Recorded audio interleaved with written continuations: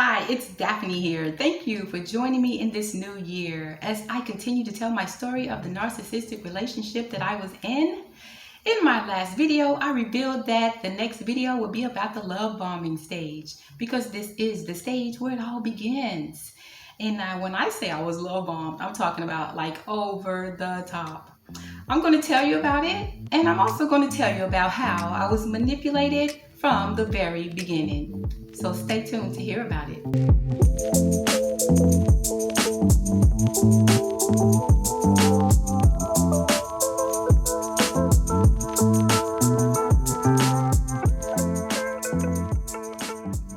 Hey, I'm glad that you're here. I know it's been just a little while since my last video, but just know that I'm going to continue to tell my story despite any setbacks, technical issues, or anything else. And I will be putting videos out much sooner. Okay, and before I get into the video, a special thank you to my subscribers. Thank you for the support. I really appreciate it.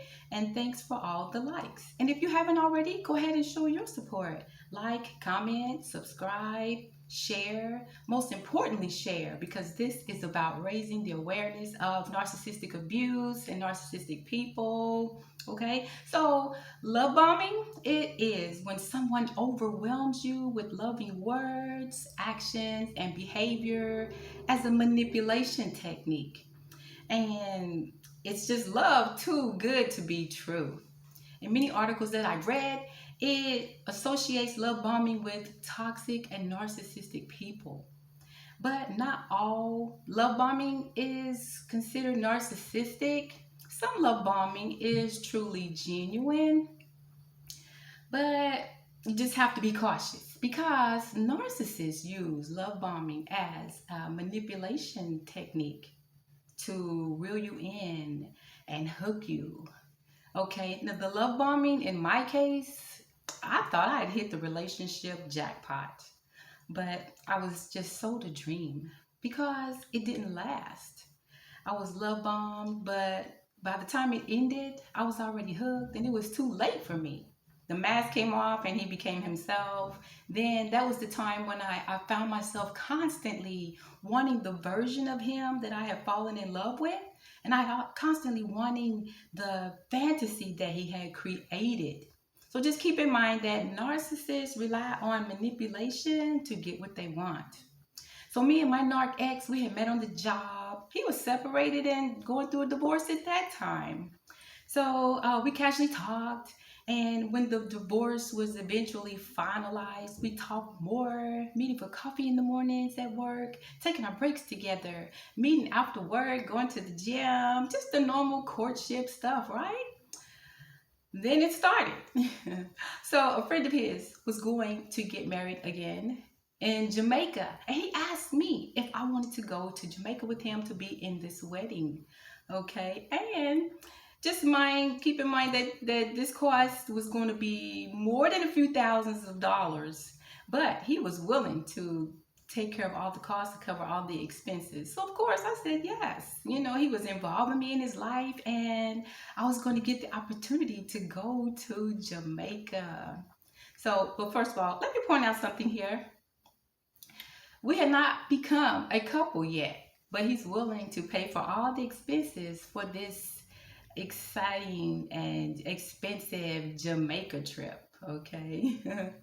So just, a little while after that, he had mentioned to me while we was on break at work one day. He said, hey, since I'm going to be spending all this money to take this trip to Jamaica, don't you think we should be thinking about becoming a couple? Well, it kind of threw me off at first. Okay, it kind of threw me off, but still I'm all excited and caught up in my emotions, and I was just excited that he wanted to take things to another level. So of course I said yes. We became a couple that day. But guess what? The Jamaica trip never happened. We became a couple, but the Jamaica trip never happened. See, manipulation from the very beginning. He told me, this is a true story, he told me that he canceled this trip because he didn't want me to feel uncomfortable around a lot of people that I didn't know, and he didn't want to spend the money to go on this trip anyway. At least that's what he told me. Okay, so we didn't go to Jamaica, but we remained a couple. Nothing changed between us after that. We remained a couple, and things really started moving fast after that. Dinners and shopping, gifts. When he bought himself something, he would buy me something. We go to the park, holding hands, football games, basketball games. And he went out of his way to make me feel special. And one example is he gave me the PIN number to his bank card, but it wasn't for my use. It was just so that when we were at the store, he would hand me the card to complete the purchase. I guess to make me feel special.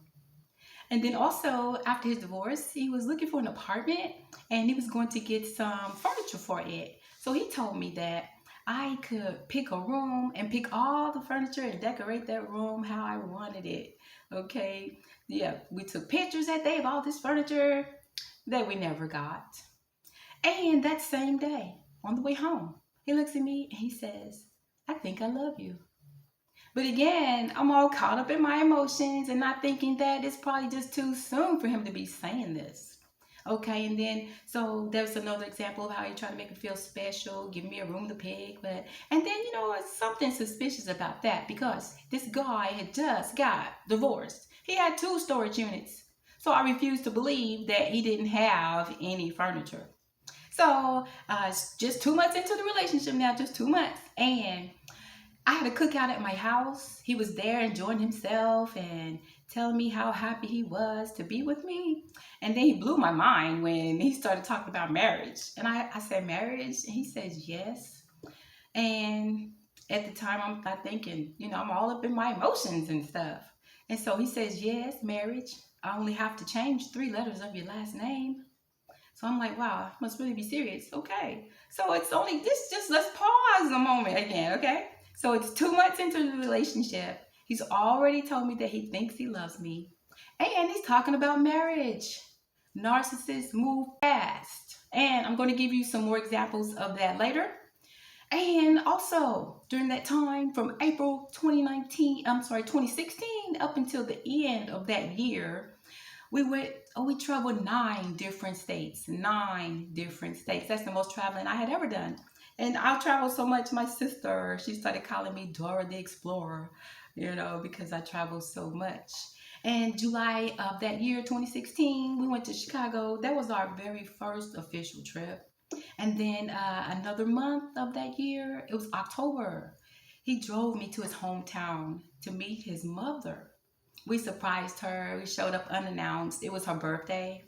Okay. And then November, the next month, my birth month, he tricked me into thinking that we was going to go out of town to celebrate my birthday and get on this bus. But instead, he surprised me with a plane trip. A plane trip. Now, that was over the top for me because I had never been on a plane before, and he knew that. And so the rest of that year is like December, the end of that year, we went to his relative's house again, and we spent Christmas with some relatives, and I got to meet all his siblings and some other relatives. So yeah, that year was just fabulous. That time from April until December, the end of that year. And I mean, he was doing the most and just telling me all the things that he thought I wanted to hear. Just over the top. A lot of places that we had went and things that we had done I had never done before. So of course it was just spectacular and over the top for me. I experienced some of the best times of my life with this person and experienced a lot of new and exciting things. But he decided that I deserved to be mistreated. Okay, now I'm going to show you exactly what I was dealing with. Okay, so this picture here, it's a picture of us last year, Memorial Day weekend. We were celebrating that holiday weekend. It's just 2 months, really less than 2 months before he will become someone's husband for the 4th time. And look at me smiling on the picture. Look at me smiling. Having a good time. I was happy. I did not know that this would be our last trip. But he did. So all those times he was going out of town, leaving me behind, He was cheating, being a liar, and making wedding plans. Then he would come back to me, uh, continuing the act and playing the mind games and just giving me enough just to keep me hanging on. He knew our days were numbered and that a different bomb was going to go off this time. But he intentionally wasted my time and just played the role right up until a week before the big day. The big day, okay? According to him, he has it all together. But this person, he put lives in danger, okay, with his reckless behavior. There's TV shows about people like this and how they cause disruption in other people's lives. And some of the stories have ended in tragedy. And this is not the behavior of a mentally healthy person, but it is the behavior of a narcissist. Okay? They lack empathy. They do not care who they hurt to get what they want.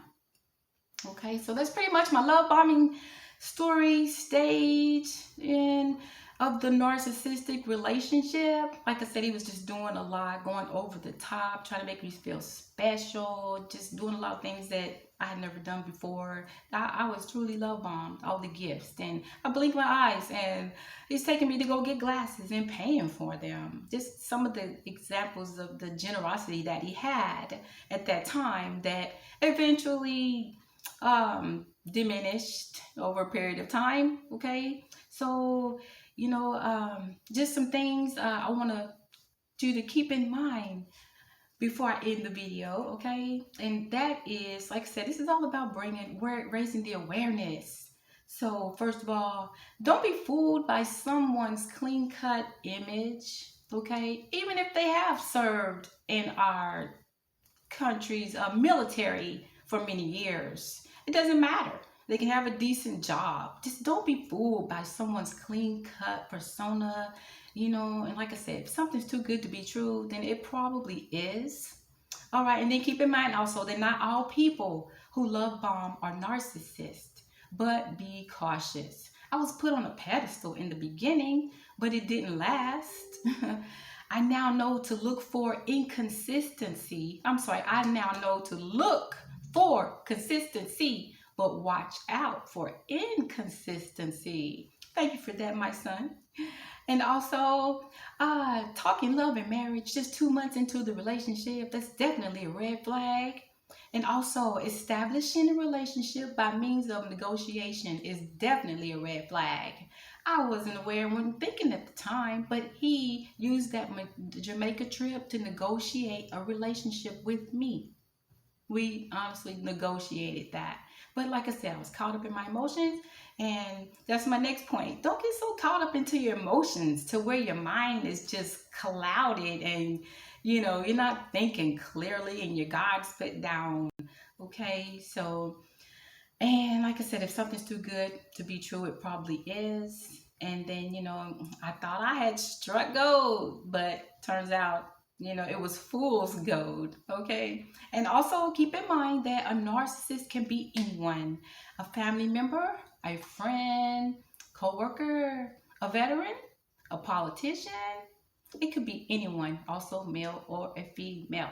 Okay, so just like I said, just be cautious of love bombing, and not all love bombing is bad. Just be cautious. Okay, guys, and I'm going to, my next video is going to be about the red flags that I ignored and how they came back to haunt me. Don't want to miss that. So please stay tuned, and thank you for watching. Until next time, good choices and happy thoughts.